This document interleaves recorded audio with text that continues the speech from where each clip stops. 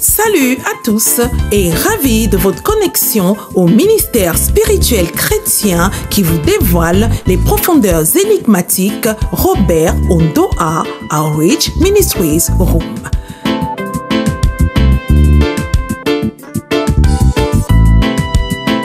Faites du Room votre partenaire ministériel didactique favori et jouissez d'une croissance manifeste à tous égards.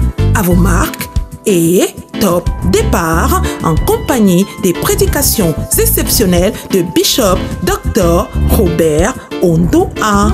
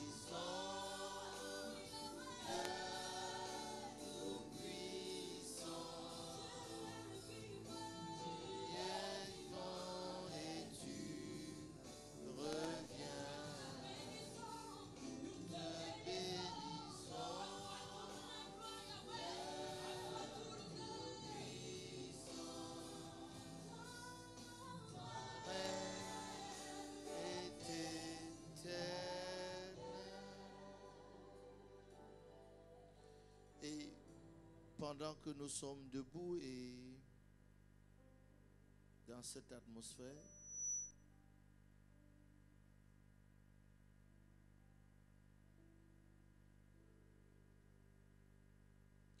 à partir du verset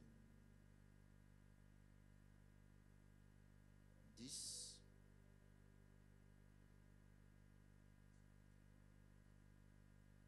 jusqu'au verset 17.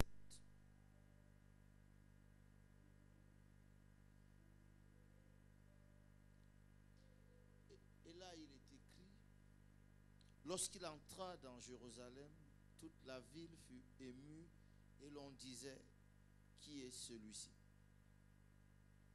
La foule répondait, c'est Jésus, le prophète de Nazareth en Galilée.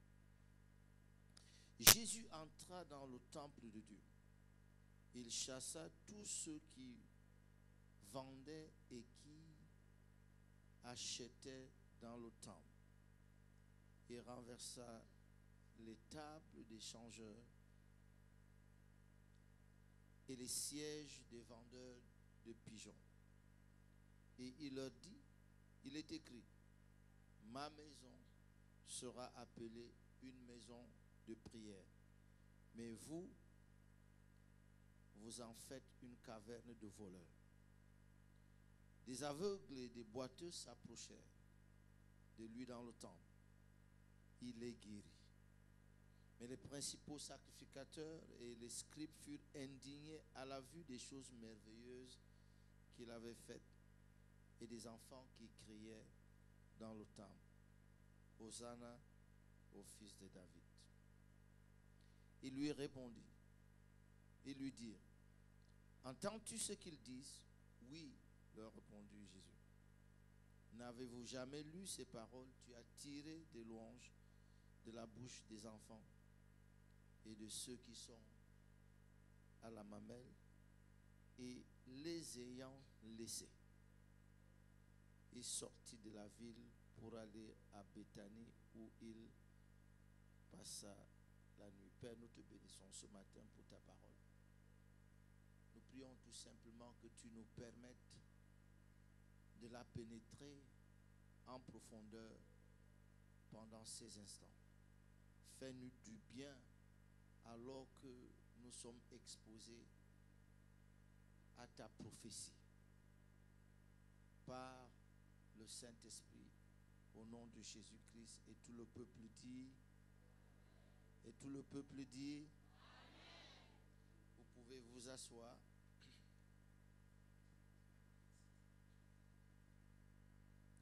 Merci, Monseigneur Steve Joktan, pour la chaleur de ton accueil et la motivation et l'encouragement que tu n'as pas cessé d'apporter dans mon cœur. Je me sens bien. Et de façon générale, je me sens bien dans la grande famille CRN et particulièrement à l'église centrale.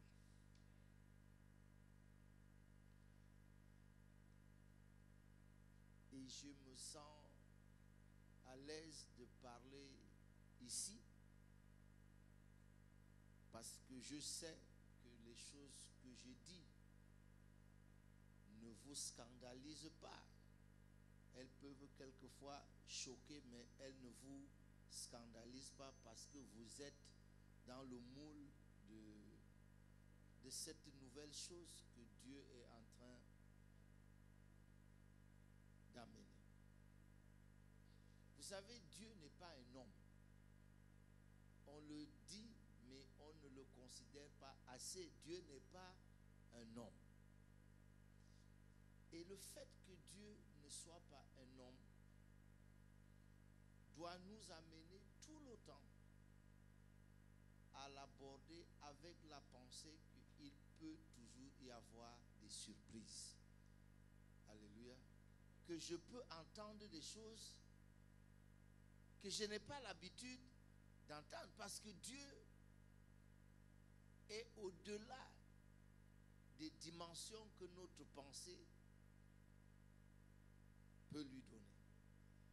Et je sais à quelle grâce vous êtes exposés ici. Je sais.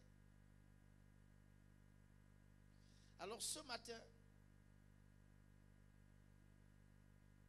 je veux introduire des pensées qui vont nous guider pendant longtemps. La Bible dit que Jésus est entré dans Jérusalem. Et la foule s'est mise à crier.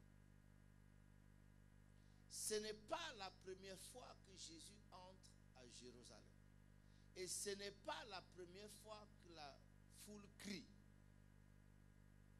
Et lorsque la foule crie, les curieux demandent que qui est celui-ci, alors qu'il y a tellement de réponses qu'on peut donner. Celle de ce matin, c'est Jésus, le prophète de Nazareth. On ne parle pas du fils de David ce matin, on ne parle pas du sauveur ce matin, on ne parle pas du Messie ce matin. On dit le prophète de Nazareth. Jésus, le prophète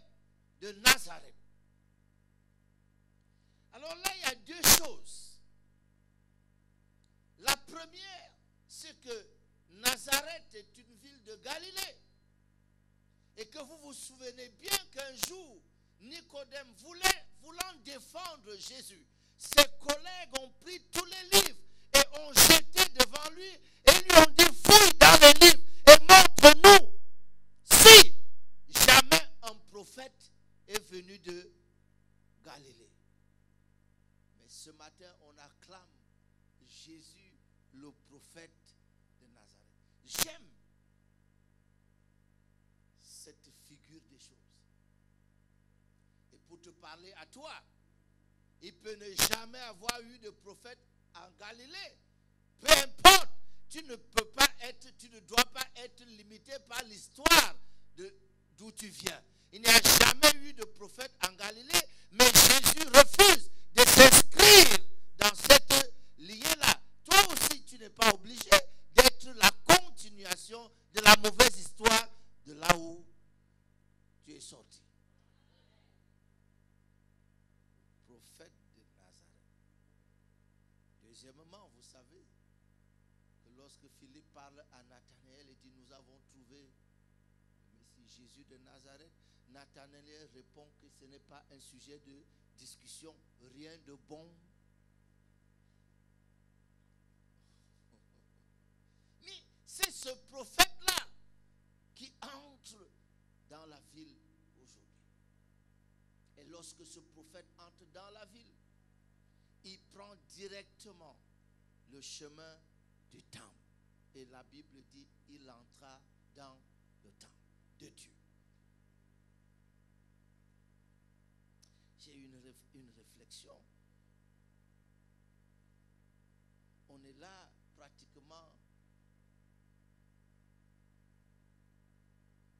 en train d'amorcer la dernière semaine, les derniers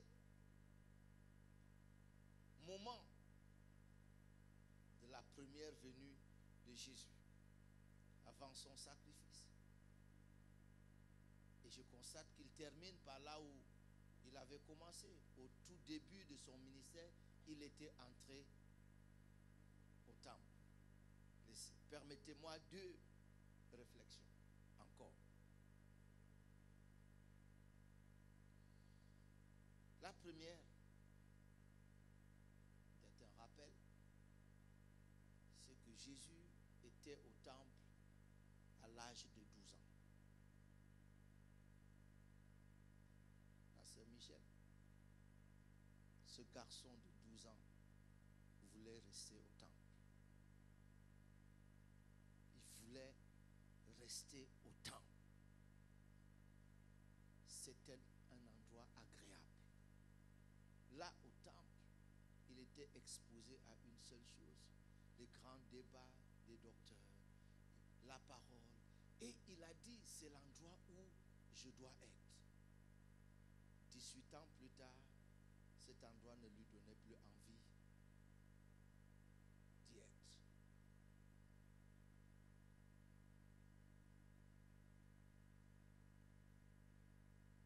Il était choqué quand il est revenu 18 ans après de trouver toute une autre activité qui se développait plutôt que celle qui l'avait fasciné il y a 18 ans.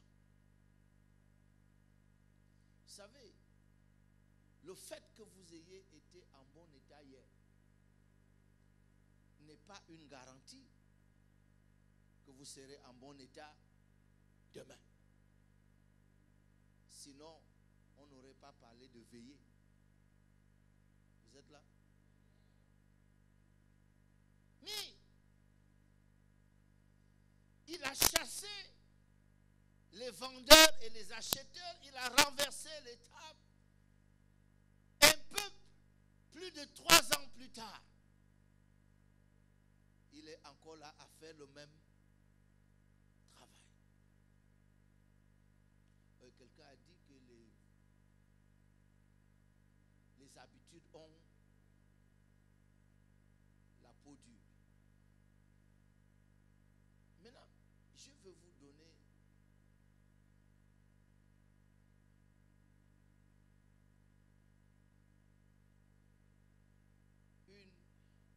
information très importante. Le commerce qui s'est développé au temple était un commerce légitime au départ. C'est-à-dire que si vous lisez le Deutéronome 14, c'est instruit par Dieu lui-même. Parce que les gens venaient de loin pour adorer à Jérusalem. Transporter, l'adoration tournait autour des bœufs, des moutons, des sacs de maïs, et ainsi de suite. Et Dieu a dit, ce serait compliqué que vous transportiez tout cela pour amener à Jérusalem. Vendez et tenez l'argent en main. Lorsque vous serez à Jérusalem, vous allez vous acheter de quoi offrir des sacrifices et autres. Donc au départ, c'est quelque chose de bien. Sauf qu'aujourd'hui, à l'heure où Jésus arrive, ce commerce-là est devenu le principal but pour lequel les gens quittent leur maison pour venir au temple. Quelqu'un a dit que souvent, lorsqu'on ignore, pour paraphraser, le but de quelque chose, l'abus devient inévitable. Lorsqu'on déplace les choses de leur but, l'abus devient inévitable. Or, Dieu a fait toutes choses. Et ce matin, Jésus entra dans le temple de Dieu. Et lorsqu'il entre dans le temple de Dieu, la Bible dit qu'il le renverse, il chasse. Il renverse les tables, il chasse les vendeurs et les acheteurs. Mais tout cela est bien compliqué à analyser. Les vendeurs, les tables, les acheteurs, tout cela est compliqué si on veut aller dans les détails. Mais Jésus résume et dit, il est écrit, ma maison sera appelée une maison de prière. Écoutez bien, mais vous en avez fait une caverne de voleurs. C'est là, vous en avez fait une caverne de voleurs. Et Jésus nous a clairement dit que le voleur ne vient que pour.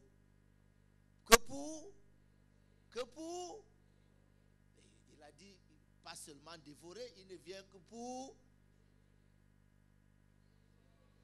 égorger.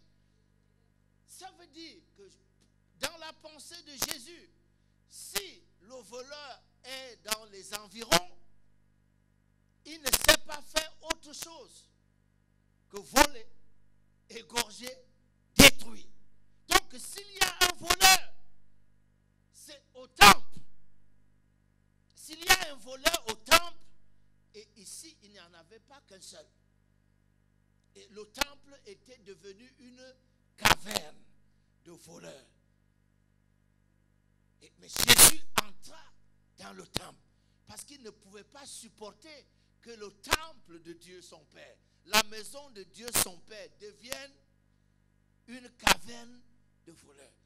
J'aimerais que vous ayez en pensée cette expression caverne de voleurs. Et lorsqu'il chasse, en fait, il libère la maison. Mais écoutez. La caverne, mon évêque, la caverne est quand même différente de la maison. Et surtout cette maison somptueuse. Comment les hommes ont pu, est-ce que vous êtes là? Comment les hommes ont pu transformer le temple de Dieu en une caverne? Quand vous entendez parler de caverne, ce n'est pas quand même si on peut en trouver qui soit impressionnante, ce n'est pas quand même au-delà de certaines dimensions. Mais le temple, il faisait partie des 7 merveilles à l'époque. C'est quelque chose de gigantesque, c'est quelque chose de colossal. Mais en un temps record, c'est devenu une caverne. Et une caverne de voleurs.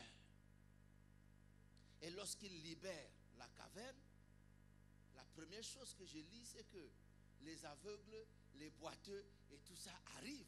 Donc ces gens-là étaient là depuis. Ils voulaient entrer, mais comme c'est devenu la caverne des voleurs, les gens qui sont dans le besoin, les gens qui sont en difficulté, ne peuvent plus avoir accès. Et dès que les voleurs sont chassés, il y a les aveugles et les boiteux qui entrent. Ce n'est pas ça que je vois. Je vois qu'une fois que les voleurs sont partis, tu vois, la guérison entre. Une fois que les voleurs sont passés, la guérison commence à se manifester. Parce que les aveugles et les boiteux qui arrivent, c'est parce qu'il y a de l'espace dedans maintenant pour la guérison. Et ce qui veut dire que les voleurs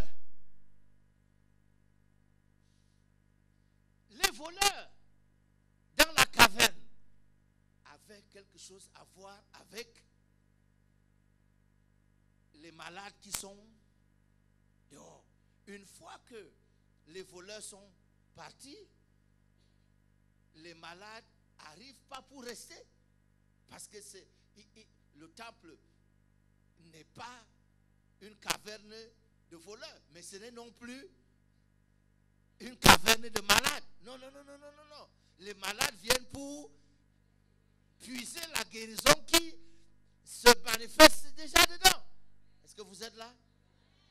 Mais tout ceci, c'est quoi? Ça devient choquant quand j'entends Paul dire, sans faire une suggestion et une supposition, il affirme avec autorité, vous êtes le temple de Dieu. Il dit, vous êtes le temple de Dieu. Il ne définit même pas qui ça concerne. L'église de Corinthe n'est pas un exemple de... Si vous êtes de ceux qui veulent maintenir une certaine orthodoxie très traditionnelle et conservatrice, je vais vous dire que l'église de Corinthe n'est pas un exemple de sainteté.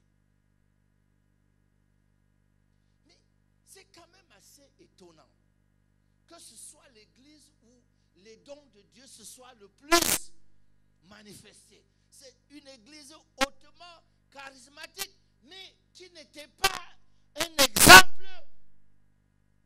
C'est une église où on trouvait toutes sortes de choses. On trouvait les ivrognes, mais les ivrognes à l'église même.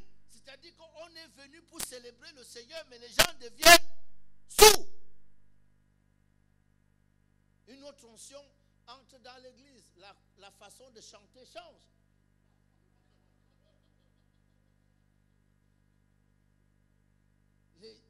Quand tu les vois chanter et danser, si tu viens de loin, tu peux te dire que vraiment, le Saint-Esprit est vraiment... Mais il y avait une autre onction. Et les gens mangent, les gens boivent. Mais c'est là que Paul dit que Dieu ne vous a privé d'aucun don. Si vous voulez chercher les dons, allez à Corinthe. Mais si vous voulez chercher aussi le désordre, allez à Corinthe. Est-ce que vous êtes là? Mais je veux que vous sachiez que quand Paul veut corriger tout ça chez les Corinthiens, il dit vous êtes. Il ne dit pas vous serez. Il ne dit pas si vous vous débarrassez de ces choses, vous serez le temple. Non, il dit au contraire, vous devez vous en débarrasser parce que vous êtes le temple de Dieu. Il ne dit pas vous serez le temple de Dieu. Il ne dit pas quand vous aurez abandonné toute votre façon mauvaise de vivre, vous deviendrez le temple de Dieu. Il dit non, vous êtes le temple de Dieu. Est-ce que tu peux dire à un voisin, je suis le temple de Dieu? Et c'est assez étonnant. Il dit, ne savez-vous pas? Il dit, ne savez-vous pas? Il y a un domaine où vous ne devez pas être ignorant. Il dit, ne savez-vous pas que vous êtes le temple de Dieu et que l'Esprit de Dieu habite en vous? Et ça ne me choque pas encore. Après, il dit, le temple de Dieu est saint. Et c'est ce que vous êtes.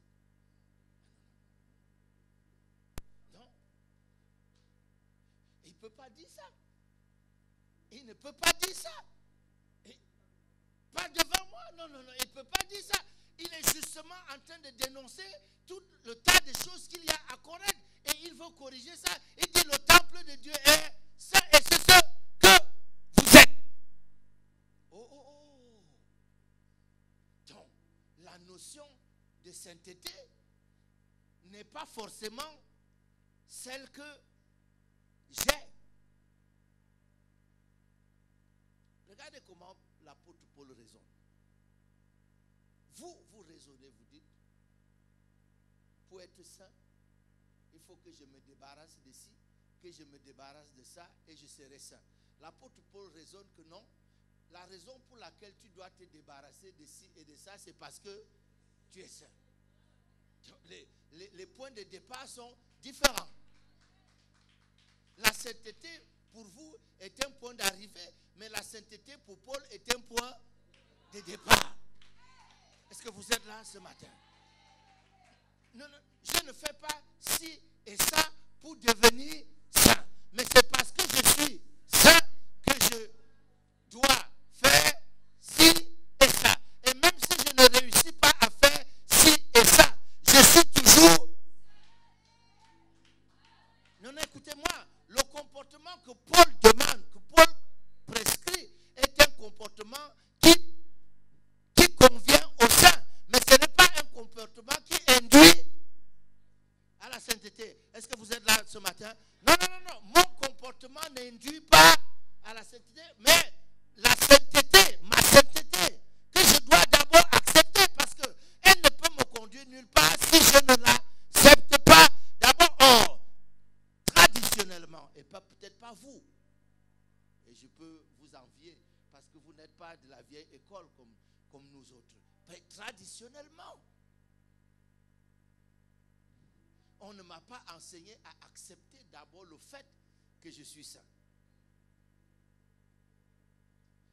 On m'a enseigné que même avoir été racheté, même avoir été lavé, même avoir été sauvé, je ne suis pas toujours saint tant que. Et je suis toujours en train de lutter.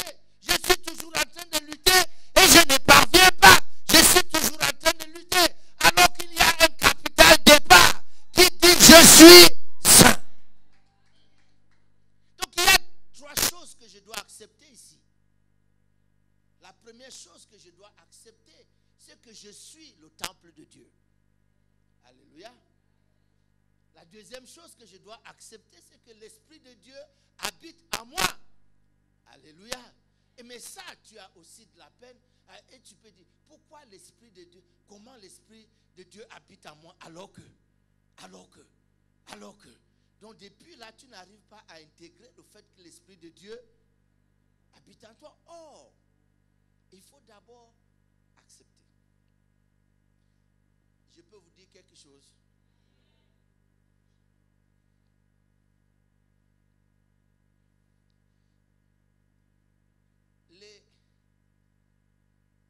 Les mathématiques reposent sur un principe. Alléluia. Et ça, c'est assez bizarre. On ne peut pas faire les mathématiques s'il n'y a pas ce qu'on appelle axiome. Hein? Axiome, c'est vraiment la supercherie de la mathématique. Axiome, c'est quelque chose qu'on te demande d'accepter sans qu'on puisse démontrer. C'est le point de départ de la mathématique. Il y a quelque chose que tu dois accepter. Et ne demande pas qu'on te le démontre. Or, toutes les autres choses en mathématiques sont soumises à la loi de la démonstration. Il faut démontrer, sauf action. Donc tu pars d'une vérité que tu dois simplement. Et curieusement, tu vas faire des découvertes extraordinaires rien que parce que tu as d'abord accepté. Mais si tu n'acceptes pas, la foi c'est pareil. Il y a des vérités dans la foi qu'il faut accepter comme des axiomes, comme celle de ce matin. Vous êtes le temple de Dieu. N'essaye pas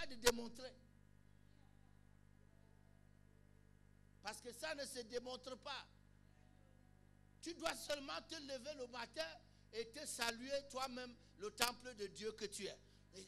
Et tu dois accepter que l'Esprit de Dieu habite en toi. Ça aussi, tu ne dois pas le démontrer. Je peux vous dire quelque chose. Ce n'est pas le fait de parler en langue qui démontre que... Non.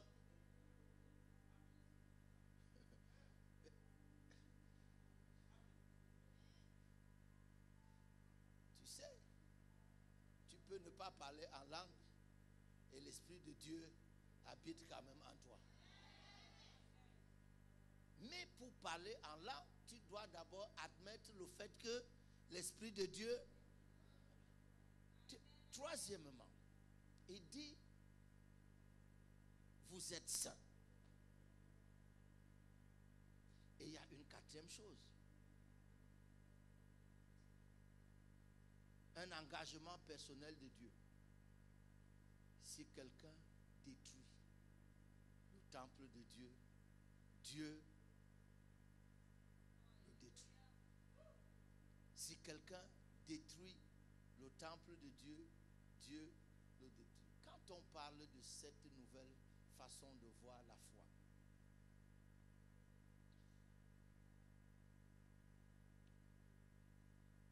quand il dit si quelqu'un, c'est parce qu'il a tout personnalisé. Et dans la vie, on peut tout personnaliser.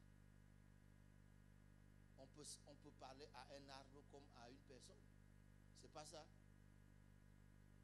Jésus a parlé à un figuier comme à une personne.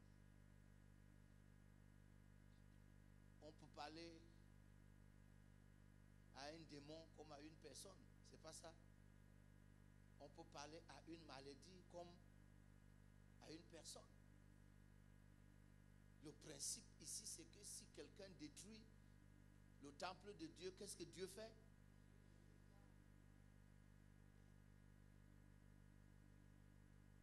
Mais le tout, je sais que vous demandez, mais c'est ça, c'est de ça dont je parle. Si quelqu'un détruit le temple de Dieu, Dieu le détruit.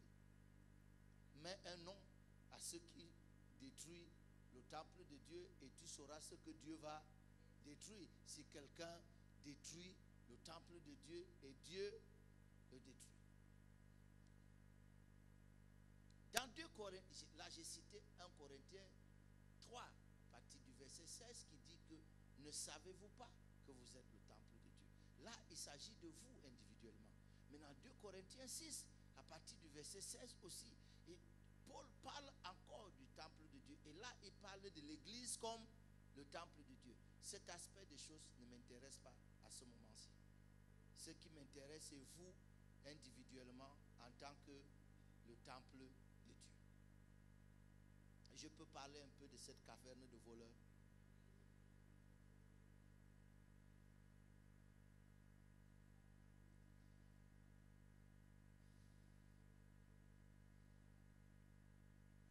Si je vous disais que il y a des choses dans la vie qui volent la santé, est-ce que je serais hérétique? Mais si je vous disais qu'il y a des choses dans la vie qui volent ou détruisent la prospérité, est-ce que je serais hérétique? Mais nous vivons une situation. Or, si ça ne vous concerne pas, vous irez dire ça à votre voisin à la sortie du culte. Mais écoutez-moi d'abord. Cette maison était destinée à être une maison de prière. La prière, c'est quoi? C'est essentiellement les pensées, les mots, les sentiments qu'on élève vers Dieu. Est-ce que vous voyez? Quand vous priez, vous élevez une pensée vers Dieu.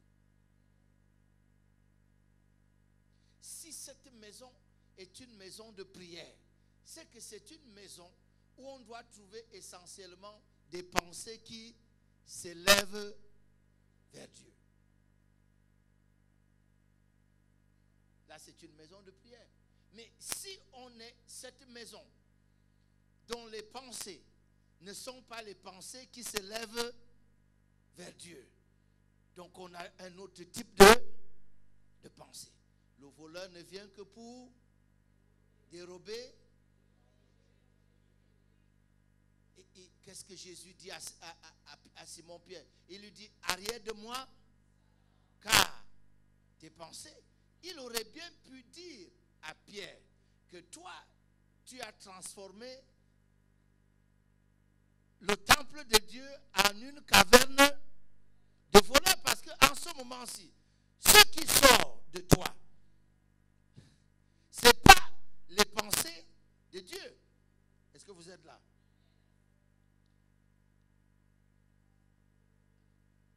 Quand vous voyez Jonas couché au fond du bateau, vous êtes là? Mais le fond du bateau là est une espèce de caverne.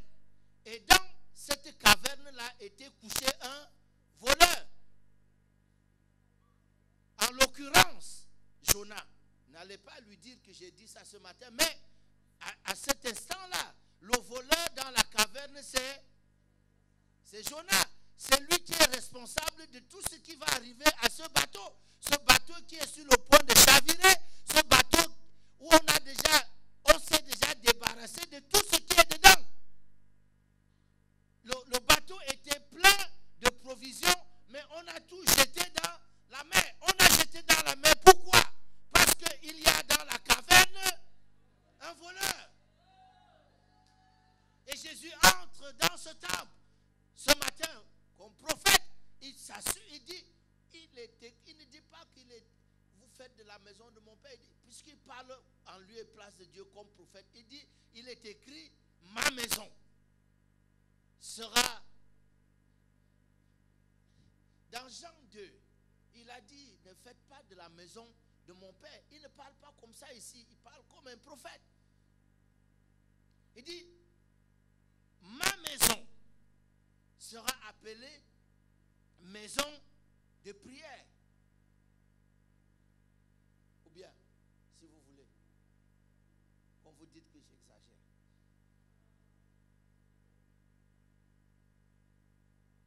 Combien de fois, devant une situation, au lieu de prier, tu t'es mis à maudire quelqu'un? Tu t'es mis à en vouloir à quelqu'un?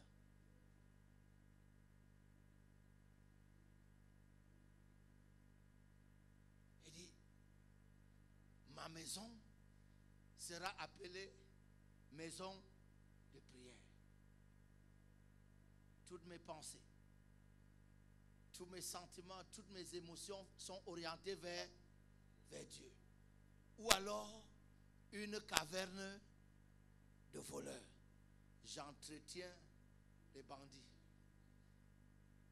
les brigands, les gens qui ne savent pas faire autre chose quand ils sont dans l'environnement que dérober, égorger et tuer. Et si Jésus parlait de quelqu'un d'entre nous ici, peut-être de quelqu'un que vous avez laissé au quartier en venant ici, et s'il parlait des individus, que vous avez fait de la maison de mon père une caverne de voleurs. Je parle de Jonas. La Bible dit, ne vous inquiétez pas. S'il y avait quelqu'un qui était dans la paix, dans ce bateau-là, c'est Jonas. Pourtant, c'est lui qui était le voleur. Donc le voleur peut être dans la paix. Cela ne veut pas dire qu'il n'est pas voleur. Écoutez-moi très bien. On a créé les appareils de détecteurs de mensonges. Un jour, j'étais à une église comme ça, j'ai parlé, et puis il y a un jeune homme qui m'a dit qu'il veut aller demander le visa pour les États-Unis. Et il était inquiet, ainsi de suite. Bon, je lui dis que non, ce n'est pas tant le dossier qui te donne le visa, c'est l'entretien que tu vas avoir avec l'agent consulaire. C'est lui qui te donne le visa. C'est pas une autre, c'est pas les papiers que tu as rempli là. On sait d'ailleurs qu'on remplit tous les papiers là avec le mensonge. Et je lui dis, oui. Et je lui dis que quand tu vas poser ta main là pour, on dit qu'on prend tes empreintes. En fait, ce n'est pas tes empreintes qu'on veut. On veut voir le battement de ton cœur. Parce que la technique est basée sur quoi? Elle est basée sur le fait que quand quelqu'un ment, son cœur bat plus fort. Donc, quand tu poses, on se rend compte que ton cœur bat à un rythme. Alors, je lui dis, écoute-moi mon fils, quand tu arrives à ce niveau-là, respire et prends tout ton calme et pose la main comme si de rien n'était. Vous savez, la prochaine fois qu'il m'a vu, il courait, il dit que ça a marché.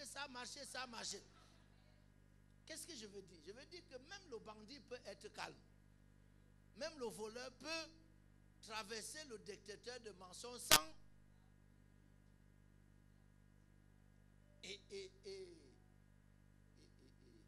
quand tu dis à un voleur, regarde-moi dans les yeux. Si tu dis la vérité, regarde-moi dans les yeux.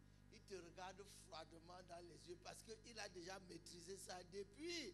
Est-ce que vous êtes là? Donc ce n'est plus une preuve de quelque chose. Qu'est-ce que je veux dire? Je veux simplement dire qu'il peut avoir un Jonas tranquillement en paix au fond de la caverne. Et pourtant c'est lui qui est le responsable de ce qui se passe. On demande à Jonas, dis-nous, qui nous attire ce malheur? Jonas répond que c'est moi qui vous attire ce malheur. Jetez-moi dans la mer. Il n'y a pas deux solutions. Les voleurs qui sont dans la caverne doivent être chassés. Et une fois que les voleurs qui sont dans la caverne sont chassés, ceux qui devaient entrer va entrer. Une fois que les voleurs ont été chassés du temple, la guérison est entrée dans le temple. L'adoration est entrée dans le temple. Même les bébés ont commencé à adorer. Alors que je vais vous inviter à vous mettre debout, je veux que ce matin, vous imaginiez une seule chose. Je veux que vous vous imaginiez une seule chose. J'ai déjà dit que la Bible déclare ce matin que vous êtes le temple de Dieu. Dites avec moi, je suis le temple de Dieu. Je suis le temple de Dieu. Destiné à être une maison de prière. L'Esprit de Dieu habite en moi. Le même esprit qui planait sur les eaux au jour de la création.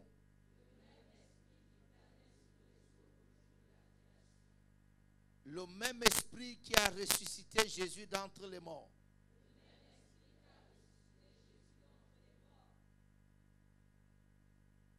Je suis saint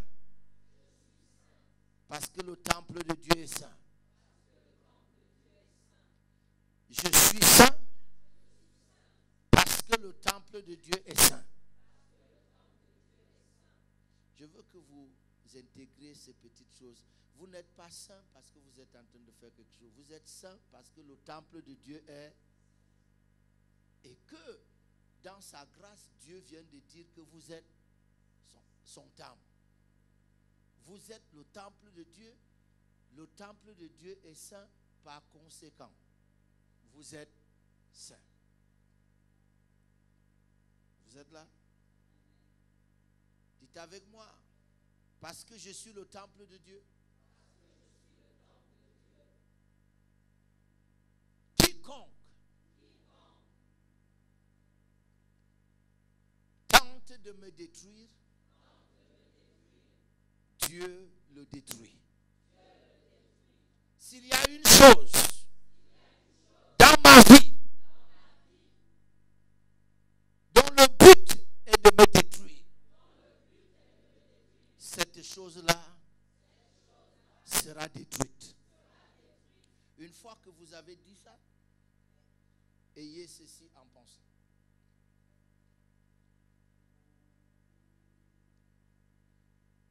Je veux que vous gardiez votre calme. Parce que la prophétie que le prophète de Nazareth a amenée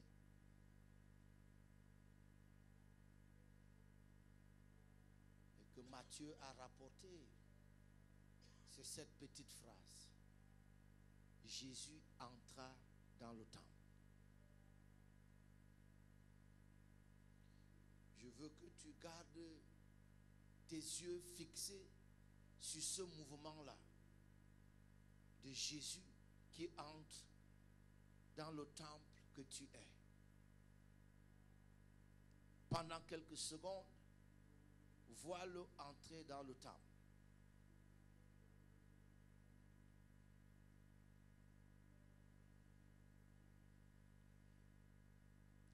Vous savez, il y a des délivrances qui ne font pas le bruit.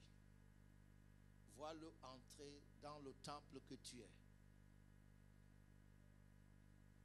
Et alors qu'il entre dans ce temple, vois-le en train de chasser tous les voleurs. Vois-le en train de chasser tous les voleurs. S'il y a quelque chose dans ta vie, s'il y a une pensée dans ta vie qui t'enlève la paix, s'il y a une pensée dans la vie qui t'enlève le sommeil, s'il y a une pensée dans ta vie qui t'enlève la santé, s'il y a quelque chose dans ta vie qui t'enlève la santé, s'il y a quelque chose dans ta vie qui t'enlève l'abondance, s'il y a quelque chose dans ta vie que tu peux identifier comme voleur, vois Jésus en train de la mettre dehors. Il a le pouvoir et la puissance et la volonté ce matin de libérer la maison de son Père. Je le vois en mouvement en ce moment-ci dans ta vie, par son esprit, en train de libérer la maison de son Père, pour qu'elle redevienne la maison de prière, la maison des pensées qui s'élèvent vers Dieu, la maison des pensées constructives, la maison des pensées pures, la maison des pensées saines, la maison des pensées de paix, les pensées de joie, les pensées de vie, les pensées de guérison. Tout ce qui est de nature à détruire le temple que tu es, le lieu que Dieu s'est choisi pour faire résider son nom, le lieu que Dieu s'est choisi pour faire entrer sa gloire, le lieu que Dieu s'est choisi pour manifester sa présence. C'est exactement ce que tu es. C'est ce lieu-là que tu es. C'est cette entité-là que tu es. Est-ce que tu peux parler à Dieu avec tes propres mots? Est-ce que tu peux parler à Dieu avec tes propres mots? Est-ce que tu peux être comme Jésus aujourd'hui, puisque tu es son disciple, et tout disciple accompli sera comme son maître. La Bible dit du fils prodigue étant entré en lui-même. Je veux te demander maintenant d'entrer en toi-même comme le sauveur, le libérateur du temple que tu es. Au nom de Jésus, entre en toi-même et mets dehors tous les voleurs. Mets dehors tous les voleurs. Tu n'es pas une caverne de voleurs. Tu n'es pas une caverne de voleurs. Tu es une maison de prière. Tu es une maison de prière. Tu es une maison de prière.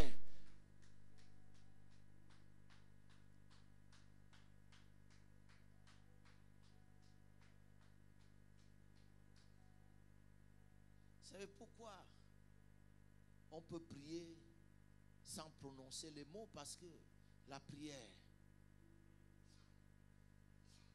c'est les pensées.